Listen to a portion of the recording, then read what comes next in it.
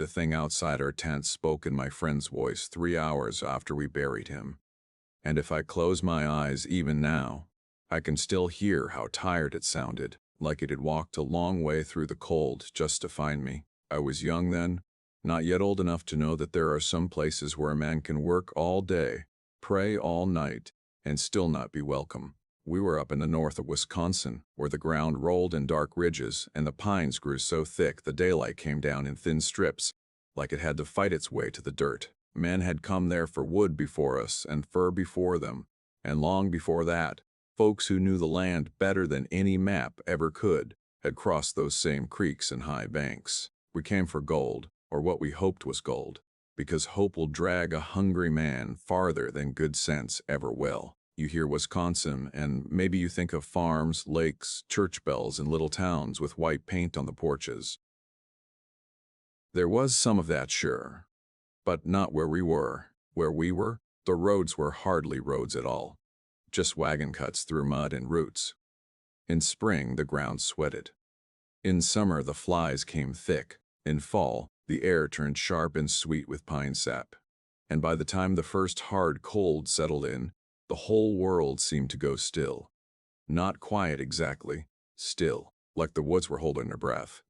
That was the first thing the old miner said when we reached camp and saw the trees standing black against the evening sky. They did not say hello. They did not ask where we were from. One of them spat into the fire, looked at the dark line of woods beyond the cook tent, and said, "Listen to that." We listened. Wind moved high above us. The creek made its own soft rush under a skin of forming ice. A mule stamped. Somewhere far off, a branch popped. That was all. The old miner nodded like I had just missed the point of a joke. "Exactly," he said. "The woods are holding their breath."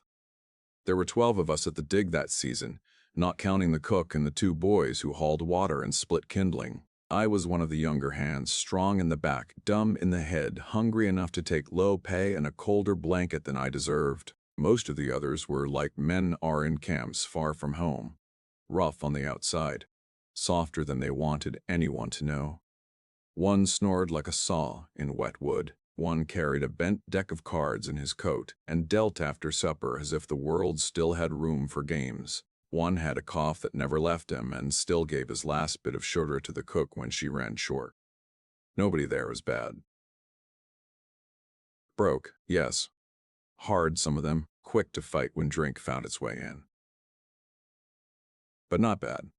And for the first week, if you set aside the cold and the work, I might even call it a good life. We woke in dark, ate beans and bread, and went down to the creek with pans and shovels while the mist still lay low over the water. By noon, our boots were wet through. By sundown, our hands shook from the cold, and our shoulders burned, and every man still bent one more time to the gravel, because maybe the next pan would be the one. That is what hope does. It makes fools patient. The first wrong thing was small enough to step over. That is how wrong things always start. You expect a scream or blood on snow or some shadow with eyes like coals. It was nothing like that. It was our scraps going missing. At night, the cook hung waste in a sack on a pole beyond the last tent, so foxes and smaller things could not get it. One morning the sack was gone. The rope had not snapped. It had been untied. Cleanly. The knot lay in the mud, opened by fingers or something very close to fingers. We blamed one another because that is easier than admitting a thing makes no sense. A camp hand got cursed for trying to steal bones for bait. He swore by everything he had that he had not touched it. That night we hung the next sack higher. In the morning it was gone too. Not torn. Not dragged. Gone. That was the moment the talk began to shift. The old miners had stories, and men with hard work in their bones always have stories. Most are wind. Some are warnings wearing the coat of a joke. They said there was something in those woods that came near camps when men dug too deep into the wrong ground. Not every year. Not every camp. Only when the sound of iron stayed too long in one place. They would not call it a beast, because beasts eat and sleep and fear fire. This thing, they said, watched, learned, waited. It liked edges. The place where light stopped. The place where the tree line began. The place where a man's voice went thin because he was not sure if anyone would answer. The second wrong thing came 2 days later, and it was harder to laugh off. We found tracks by the creek where the mud stayed soft under the reeds. I saw them first because I had gone down before dawn to wash a pan left from the day before. They looked almost like a man's tracks if a man had longer feet, thinner at the heel, wider at the front, and walked as though his joints bent the wrong way. 4 prints came down the bank, 4 came back up. The strange part was what lay between them. Nothing. No sign of standing. No marks from a crouch.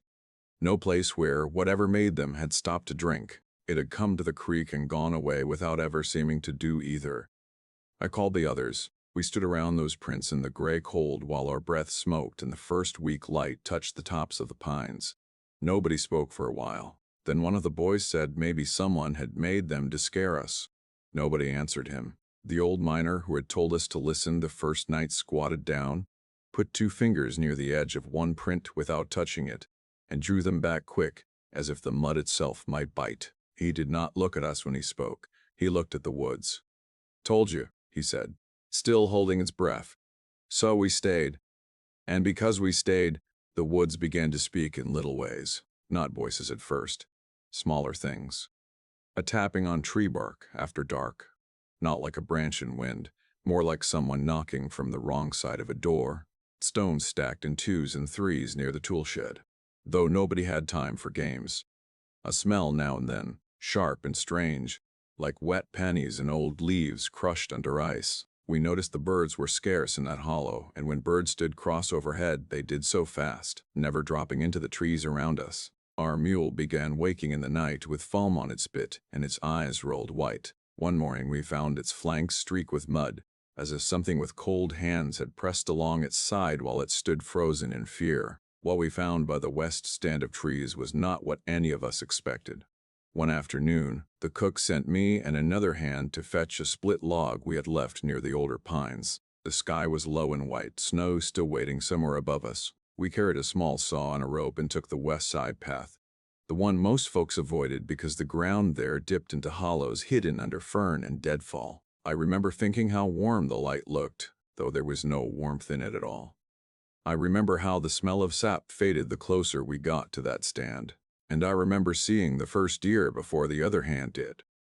It lay between 2 roots with its legs folded under it as neatly as if it had decided to rest. No blood, no torn hide, no sign of a fight.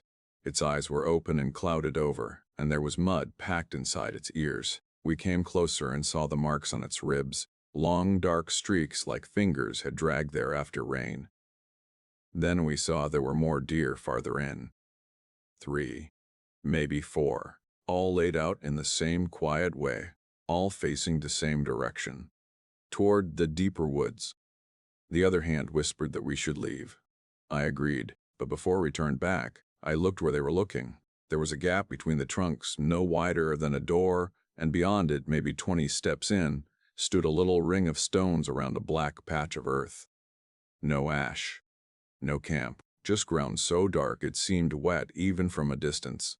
Around it, the pine needles had been pushed outward in clean lines, as if something had turned in slow circles there for a very long time. I should have left then. Every part of me knew it.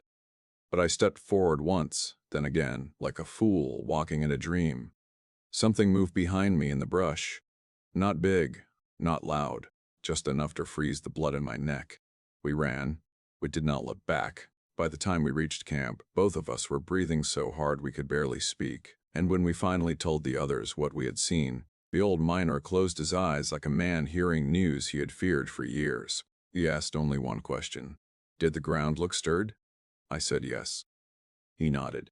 Then it knows where we sleep now? That night nobody played cards. On the first watch nothing happened. On the second, one of the boys swore he saw a pale shape between the trees beyond the cook tent, low to the ground at first, and then rising up until it was too tall to be right. The others told him it was fear making jokes with his eyes. He said nothing more after that, but he would not sleep unless someone sat with him. The next day we struck something under the gravel bar that changed everything. Not gold at first. Stone. a long shelf of it under sand and cold water, smoother than the river rock around it, almost shaped. We spent half a day clearing it, thinking maybe it marked the edge of the sort of hard pocket where gold settles. Near dusk, one hand drove his pick into a seam and a slab broke loose. Under it the water went yellow with silt and little bright bits flashed in the last light. The whole camp crowded in. There it was. Not a rich strike, not enough to make kings of us, but real enough to make our hands shake. Real enough to make every warning sound smaller than the clink of metal in a pan. We worked by lantern after dark, though we knew better. The creek steamed in the cold, and our lantern light shook on the water while picks rang and shovels bit, and men grinned with the wild look of gamblers who think luck has finally learned their faces. Even the cook came down wrapped in 2 shawls to watch us wash the first rich pan. She smiled then, and that smile hurt to remember later, because it was the last easy smile I saw in that place. When we went back up to camp, the fire had burned low. The mule rope was snapped, not cut, not untied, snapped. The mule itself stood at the edge of the trees with its head down, breathing hard, too frightened to come when called. We let it back, and that was when we saw the marks on the ground around the fire pit. Circles, not footprints. Not hoof marks, circles drawn in the dirt with something hard and narrow, one inside the next. So many that the earth looked carved. In the center of them lay the bent deck of cards, soaked through, every card face down except one. The card showed a black king with one eye.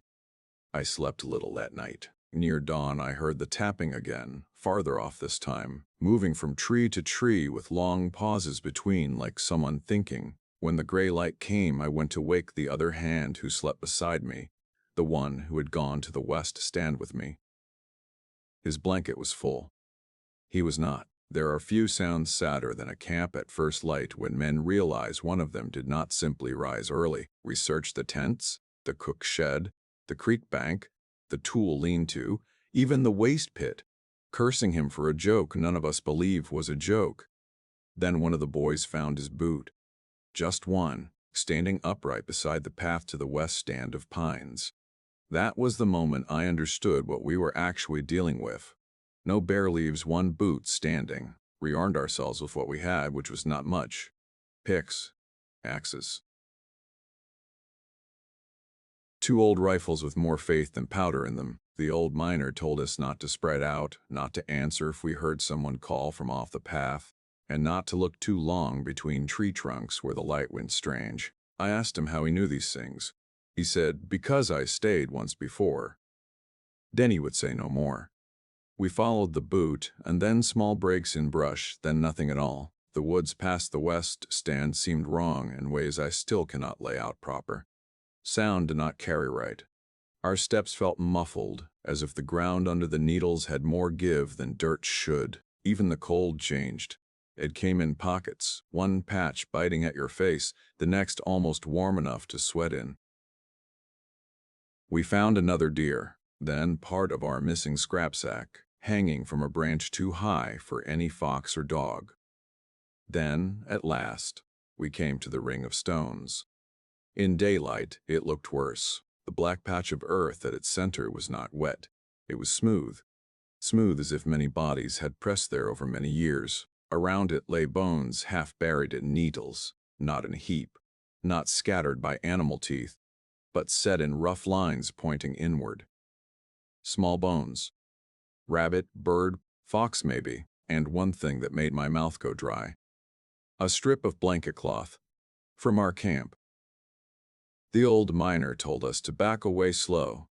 One of the others did not listen. He stepped over the stone ring, bent, and reached for the cloth.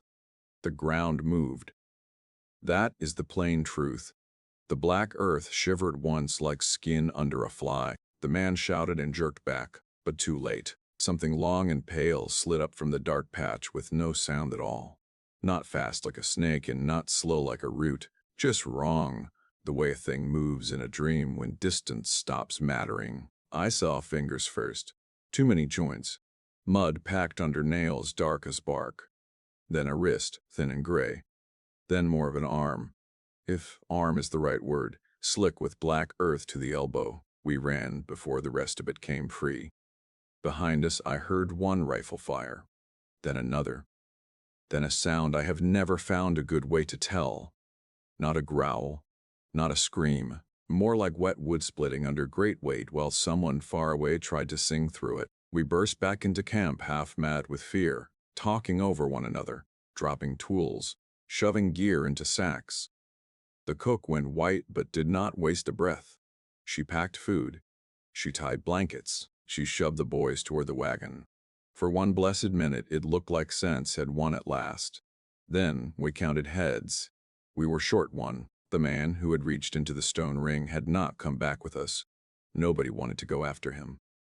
I will not lie to you and act braver than I was. I did not want to take one step toward those trees again, but the old miner said if we left a living man there, we would hear him for the rest of our days.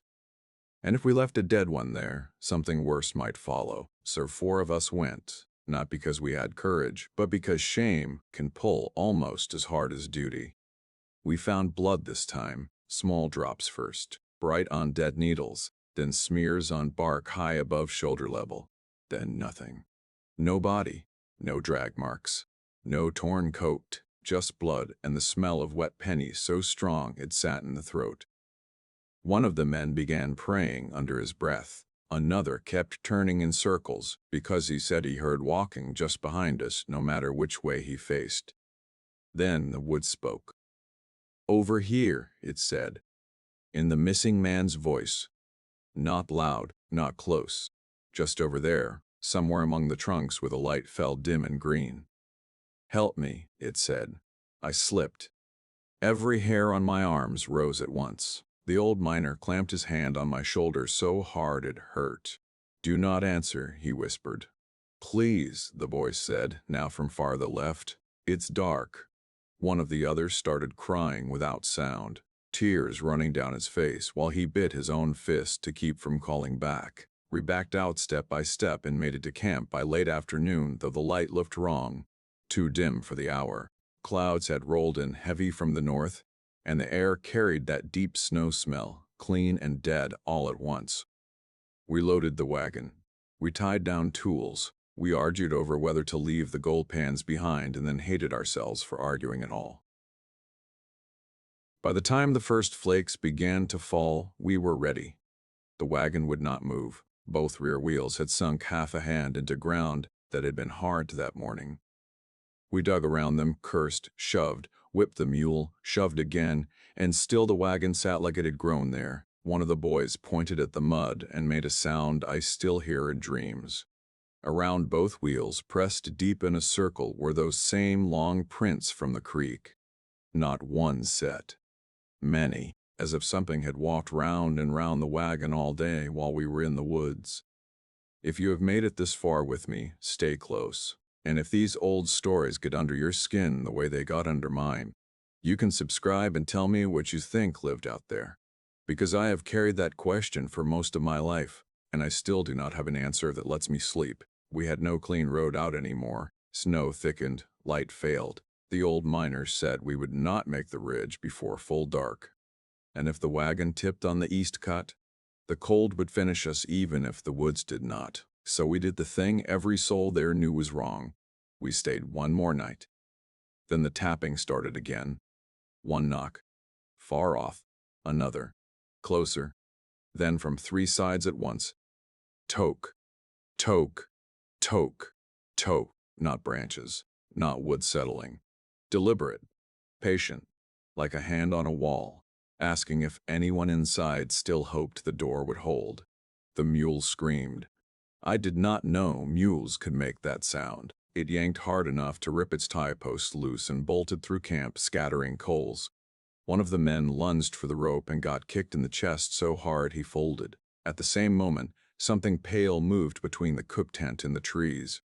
I saw only part of it, and maybe that is why it has never left me. A shoulder too narrow for its height, skin or hide stretched close over a shape that seemed all joints. A face half turned, not clear enough to know, but clear enough to see that where the mouth should have ended, it did not. It kept going farther back than a mouth ought to go. Then it was gone. The cook shouted for the boys. One answered. The other did not.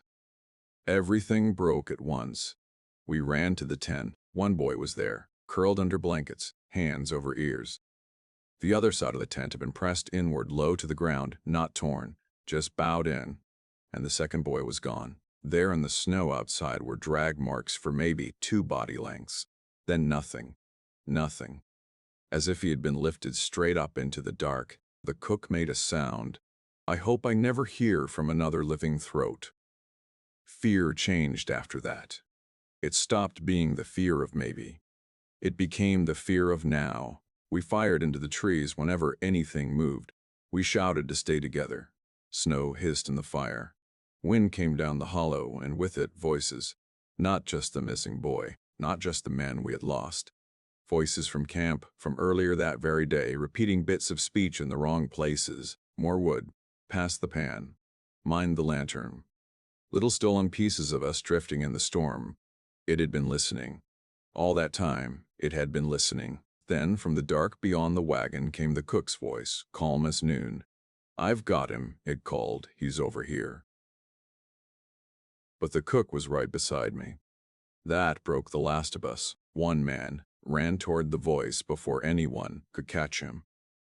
I saw him vanish between the trees. I heard 2 steps, then 6, then none. No cry, no shot, just gone. The old miner grabbed my coat and shoved an axe into my hands. Fire and iron, he said. If it comes close, do not let it touch you. I asked him what it wanted. He looked older than the hills in that light. I think, he said, it wants in. That answer made less sense than anything else he had said. And yet some deep part of me knew it was true. The snow eased near midnight, and the woods went still again. Still, not quiet. The woods were holding their breath. We heard it circling just beyond the reach of firelight, slow steps in crusted snow. A scrape on bark. Once a long wet inhale so near I felt it in my teeth. Nobody moved. Nobody spoke above a whisper. The boy who remained sat in the cook's lap, staring at the dark. The man kicked by the mule could not stand. Another had gone gray in the face and would not stop shaking. Then, from behind the tool chest, a hand rose into the light. Not from the woods. From inside camp, it came up between the chest and the ground like it had always been there under us, long fingers curling over the wood, nails black and packed with dirt. Another hand followed. The chest tipped, someone screamed, and then it lifted itself into the fireglow piece by piece, so wrong my mind still tries to smooth it into some shape the world could allow. Tall but bent, pale but smeared in black mud and old blood. Thin as winter branches, yet strong enough that when one of the men swung a pick, it caught the handle and snapped it like dry kindling. The face was the worst, not because it was ugly, because it was unfinished, skin drawn tight in some places, hanging loose in others as though it had tried on more than one look and kept none of them long. The mouth smiled too wide. The eyes were not bright. They were dull like wet stones at creek bottom. And when it opened that mouth, it did not roar. It whispered. Kolb, it said. In the missing boy's voice, the cook lunged with a firebrand and jammed it into the thing's shoulder. It jerked back, not in pain exactly, more in surprise, and the smell that rose from it was the smell that had haunted us for days. Wet pennies, rotten leaves, deep earth broken open in spring. The old miner fired point blank into its chest. The shot hit. I know it hit. The thing folded halfway, then straightened as if the bullet had only reminded it that bodies are supposed to react. After that, there was no order left, only survival. We hacked, we burned. We shoved the boy and the cook behind the fire while the rest of us fought like trapped dogs. It moved in bursts, sudden and close, then gone, then close again. Every time it brushed a man, he faltered as if the heat had gone out of him. One dropped his axe and just stood there weeping while the thing leaned near his ear and breathed. Then it pushed him aside, almost gentle, like he was no longer worth the effort. The old miner yelled for the powder crate. That saved us, though, not in any way I can call clean. We kept blasting the thing back with brands while he and I dragged the crate from the tool tent, spilling cartridges and loose powder in the snow. He shouted for me to tear open the sacks of blasting charge we kept for stubborn stone. My hands were numb and clumsy. I ripped them with my teeth. He poured a trail from the fire pit toward the west edge of camp where the ground dipped to the old test shaft we had nearly forgotten. A narrow cut half boarded over from a season before. I saw then what he meant to do. Lure it, he said. I stared at him like he had gone mad. He grabbed my collar. It comes where the voices are. Make noise, then run. I do not know if courage found me or if I simply ran out of room for fear. I picked up the bent deck of cards from the dirt, the one black king still stuck to the dant pack, and slammed the deck against the tool chest hard as I could. Come on then, I shouted into the dark, though every word tasted like death. Come take me. It turned. Even now I hate how fast it learned. I saw understanding move across that unfinished face like a shadow over water. Then it came for me. I ran. Past the fire. Past the wagon. Past the snapped mule line. Snow grabbed at my boots and branches clawed my coat as I bolted for the dip in the ground. Behind me came those quick wrong steps. Then my own voice from the dark ahead somehow, gasping and sobbing before I had made the sound myself. I almost stopped. That is the part that shames me most. Some deep piece of the mind still trusts what sounds like you. The old miner screamed, "Keep going." I leaped the boards of the shaft mouth. My foot slipped on ice. I hit the far side hard and rolled. The thing came after me in one pale rush. The old miner threw the lantern. Glass broke. Fire ran. For one bright second the powder trail looked beautiful. A thin line of gold racing over snow. Then the night split open. The blast punched the breath from me and filled the hollow with dirt, flame, and boards torn into knives. I heard trees crack, heard men shout, heard something under all of it make a sound so full of rage and hurt and hunger that my bones seemed to hear it better than my ears. When I looked up through the shower of black earth, the lip of the old shaft had caved in on itself. And from beneath the fallen boards and burning snow, one long hand still moved. Only once, then not again. You would think that was the end. I did too for maybe a minute. Then the woods answered. All around the hollow, from ridge to ridge, came that same wet-splitting cry, not once but many times, near and far, high and low, some thin as children, some deep enough to shake my ribs. The men who were left froze where they stood. The cook clutched the boy so hard he cried out. And the old miner, blood running from one ear, said the worst thing I heard that whole night. There was never just one. We did not wait to see more. We cut the mule loose because no harness mattered then. We took what food we could carry in our coats. We left tools, pans, blankets, half the gold, all pride. The man kicked by the mule could walk only with help, so two of us dragged him between us while the cook kept the boy moving through drifts up to his knees. Behind us, the camp burned in patches where powder and lantern oil had caught. Ahead, the east cut climbed toward the ridge and whatever thin mercy open country might still hold. The dark was not empty.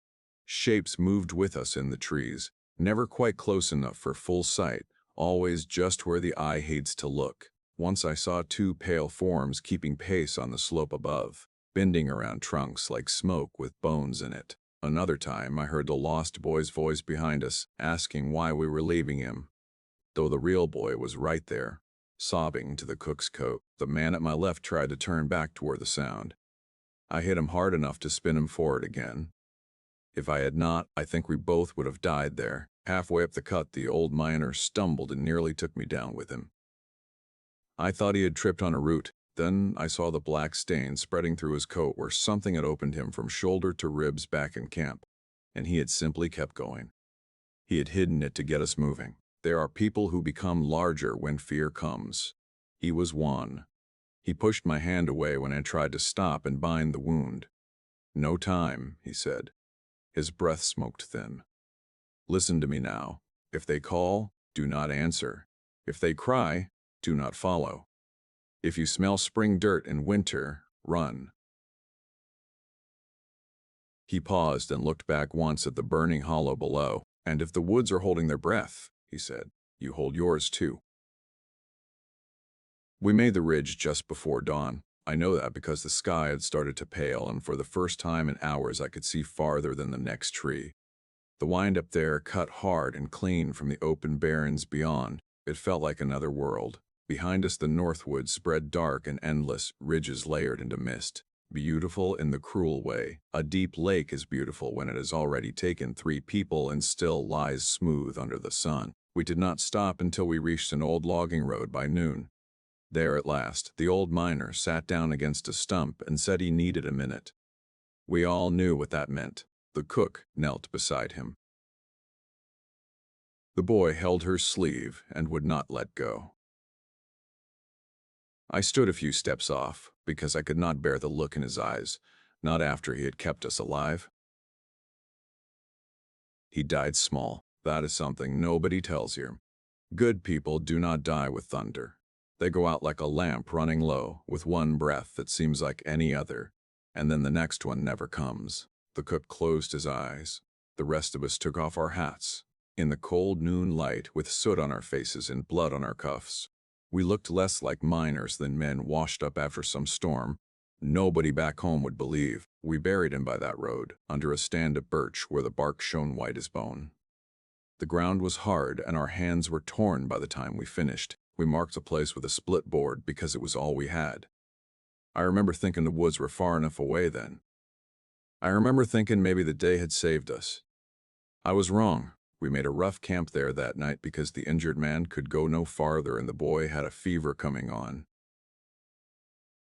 We set no fire bigger than a cook flame. We posted a watch, though every one of us shook when shadows moved. Around midnight, while the rest slept in fits, I sat under a blanket with my back to a wagon wheel and listened to the road settle in the cold. That was when I heard it. My friend's voice, 3 hours after we buried him. Soft, tired, close enough to touch. "You left me in the dark," it said from beyond the birch. I did not turn my head. I did not answer. My teeth were knocking so hard I thought the thing would hear them. A minute passed, or an hour. Then the voice came again, a little hurt now, a little confused, the exact way a man sounds when he wakes from pain and finds himself alone. "It is cold," it said. Something stepped once on the far side of the wagon. Then the moon slid out from the clouds, and I saw a shadow longer than any man ought to cast, bend across the road and then pull back behind the birch trunks. Morning came. Nothing was there but frost and the marks of our own boots. We reached town the next day and told the kind of lie people tell when truth has too many teeth. We said there had been a blast, a storm, men lost in the dark. I worked other jobs after that and grew old the slow way, but some part of me never left that hollow. Even now, when rain wakes, the smell of wet leaves or winter woods go still all at once. I feel that same cold settle behind my ribs. Folks say the North is full of stories because lonely places make the mind wander. Maybe so. But I know what called to me from beyond that birch. I know what listened from the dark while we dreamed over a little gold. I have no proof worth showing. I only have this: when the trees go quiet, I go inside and I do not look toward them anymore.